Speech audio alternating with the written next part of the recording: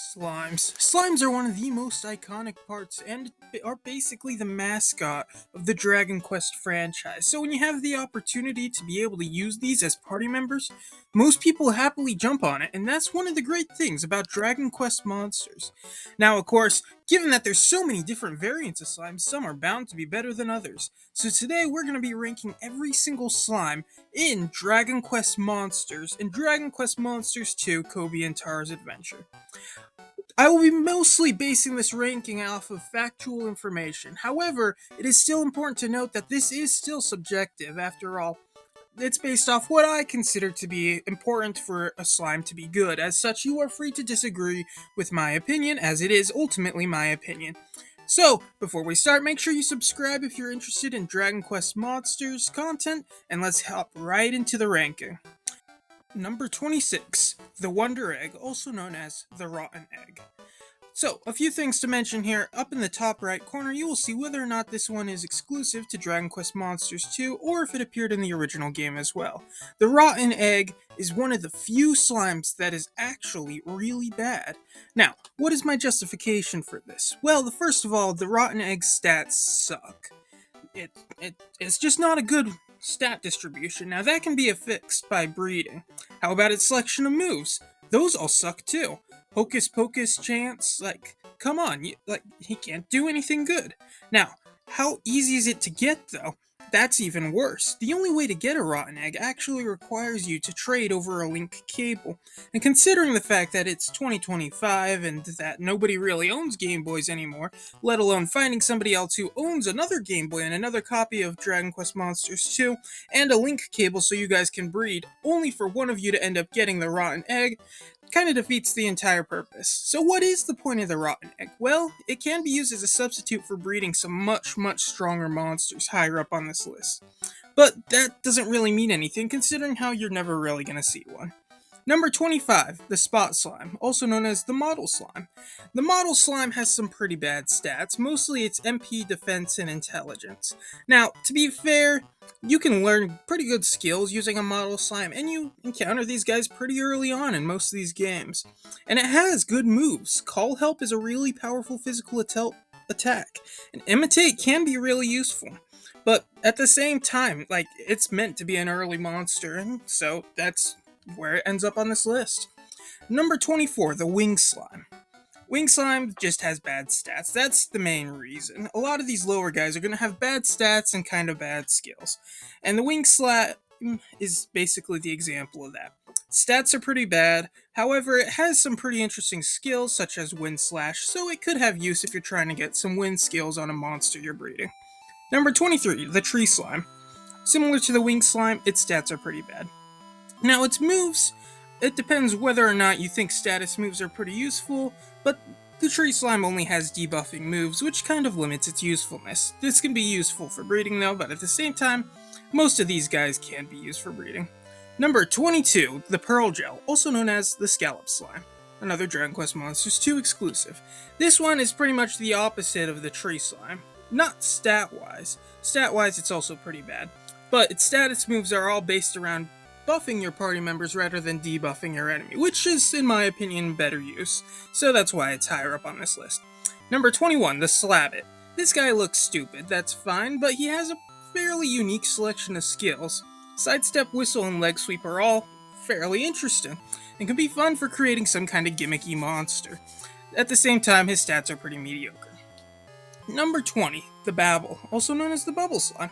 It hurts me to put him down this low, even though he is my favorite monster, but at the same time, his stats are not that special. I mean, his MP and defense in particular are really bad, and his skills kind of suck too.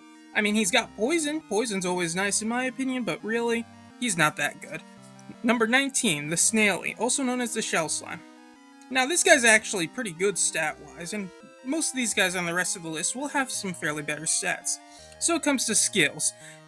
He has some fairly good skills, so all in all, he's just kind of a mediocre monster, but there's some much better slimes, so he's a bit low on this list. Number 18, the Slime Knight. Slime Knight is really good, actually, compared to the rest of these guys. We're moving into the territory where they aren't bad, they're just not as good as some of these. These are your middle ground monsters, and the Slime Knight is the perfect example of that. since he has heal and upper, which makes him a pretty good support, as I've witnessed firsthand in a certain video of mine. However, he lacks MP, so unless you breed him to give him more MP, he's not going to be able to be too useful as a support character, but it's a good way to get heal on a monster you're breeding. Number 17, the Box Slime. Box Slime's just good. It has good stats, good selection of skills, just a very solid monster with some very solid physical attacks. It lacks some variety, but you don't need variety when you have a Box Slime. Number 16, Drake Slime. Drake Slime is basically the Box Slime but better because it has a skill known as Bead Dragon, and Bead Dragon is basically just allows you to transform into Dragon Lord Part 2. Now, at the same time it takes forever to learn, but the fact that it can learn it moves it up pretty high on this list. Number 15, the Tropic Gel. This guy is pretty interesting since he's exclusive to Dragon Warrior monsters too, and his stats are fairly decent, but honestly, just because he has good stats, his moves really aren't that impressive. I mean, he has MP pass, so he can be good for a status high MP guy to start handing over MP, but he's rather limited in his uses. He probably should be lower on this list, but I don't really care. Number 14, the Mime Slime. Mime Slime is actually surprisingly good. It has some fairly good stats, and its skills are kind of a mixed bag. It has a skill called Awe, which sucks, but it does have Love Rain. So if you're able to get your Mime Slime to learn Love Rain, you are in a really good position because Love Rain is a very powerful healing skill. But it takes forever to learn, so we keep Mime Slime fairly low on this list. Number 13, the Slime. Man, it's a bit surprising to see the normal Slime this high up, but his stats are actually pretty good, and there's a reason why in these 2 earlier games that he's the first monster you obtain, because he's just good. He has Fireball, which is good offense, and he has Radiant, which isn't as good.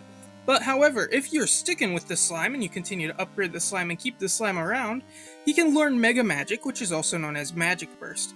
And Magic Burst is really good. I mean, sure, it's got pros and cons that I'm not going to get into, but at the same time, being able to get a Magic Burst off of a normal slime is fairly impressive, along with him being pretty solid is why he's so high up on this list. Number 12, the Heal Slime. This might come as a surprise, considering how his stats are kinda bad. But he has something that I highly value, and that is multi-heal, also known as Heal Us. Heal Us is really useful in these games, because it can be upgraded to Heal Us All, also known as Omni Heal. And being able to get Omni Heal on a monster through breeding is really powerful. Heal Slimes are really easy to get too, so honestly, using a Heal Slime is the most reliable way to get Heal Us / multi-heal on any of your party members, so pretty much for that reason alone is why he's high up. I could totally see why someone would want to put him down lower, but getting multi-heal is much easier than getting Love Rain on like a Mime Slime. Number 11, the Metal Slime, also known as the Metally. Now this is pretty low for a metal monster, don't worry, the rest of them are a bit higher up. The main reason why he's so low is because, along with having the metal monster stats of low HP, high defense and speed, and being a pain to level up, his stats are actually slightly less than his other counterparts. Considering how he's easier to get, this makes sense, but he also has a good set of skills, such as Fireball, just like the normal slime. Honestly, he's a really good start, but if you want metal monsters on your team, you're going to want to upgrade it a bit further. Number 10, we're in our top 10 now, and we're starting with the Angel Slime, another exclusive to Dragon Warrior monsters too. His stats are somewhat mediocre. Now, to be fair, they're pretty good. The main reason why he's this high is because he has a Life Song. Life Song is, of course, really good, also known as Kerplunk Dance, I think. So, he becomes a really good support healer role. And he's able to be gotten by just upgrading your Mime Slime, so it's pretty much just a straight up upgrade of Mime Slime.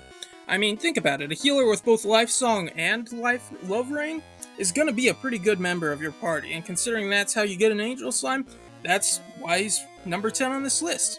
Number 9, the Rock Slime, also known as the Rubble Slime. This one might come as a bit of a surprise, but his stats are actually really good, for a slime, of course. And his skills are all physical skills, except his strong defense, but they're all really powerful too. Honestly, I had a Rock Slime on my party member, and he was really good for a long time, which is why he's number 9 on this list. Number 8, the Spot King, also known as the Model King Slime. King Slimes in general are all really good, which is why this is the first one we're seeing. His stats are really good, because he's a King Slime, but his skill selection is what keeps him on number 8 rather than a bit higher up like his relatives. He has Clean Cut, which is alright, and Nap Attack, which is pretty good, but Mouth Shut, which prevents opponents from using mouth attacks, whatever those are considered, breath attacks, all that nonsense, is kind of a crappy move, depending on the context you're using it in. So, considering how close some of these ones get up here in the top, he has to be number 8. Number 7, the Fang Slime, also known as the Wild Slime. He has good stats, he has good powerful physical abilities, like Call Help too. Honestly, Fang Slime's really powerful, and which is why he's a really good party member, especially in the first game when you get one after you defeat him as a boss.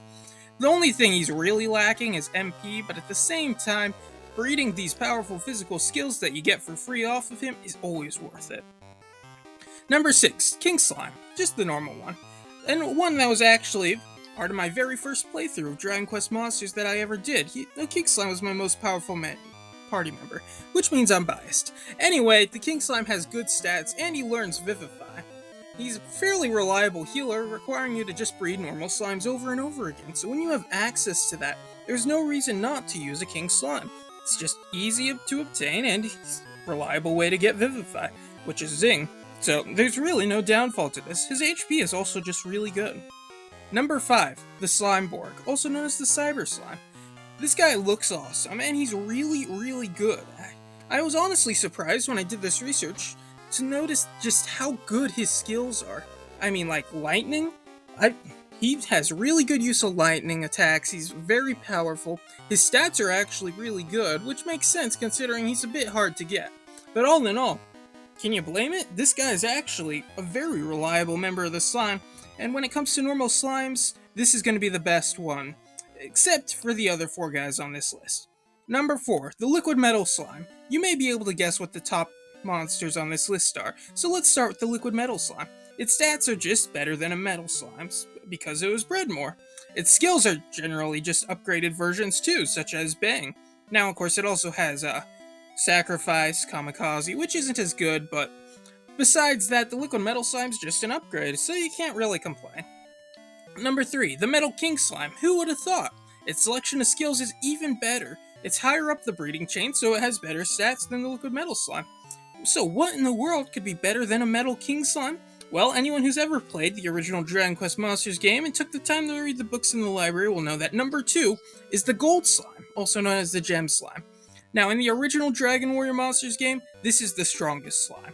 Also, in pretty much every Dragon Quest Monsters game, this is the most resistance monster in the game, on account of it being immune to most magic attacks and very resistant to physical attacks.